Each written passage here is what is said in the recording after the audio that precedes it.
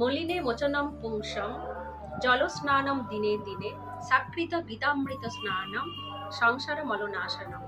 গীতা যে আমাদের জন্য কতটা মঙ্গলকর সেটা কিভাবে বুঝবো না, আমরা প্রত্যেকদিন যে স্নান করি, স্নানটা কেন করি? আমাদের যে শরীরে যত নোংরা আছে সেটাকে আমরা ধুয়ে পরিষ্কার করি।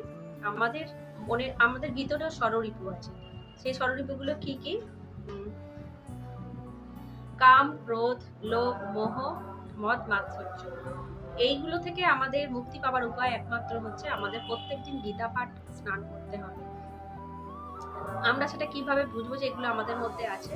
সেগুলি হচ্ছে, আমরা যদি পরের দুঃখে দুঃখী না হতে পারি, পরের সুখে যদি সুখী না হতে পারি, তাহলে আমরা জানবো যে এগুলো আমাদের মধ্যে বর্তমান।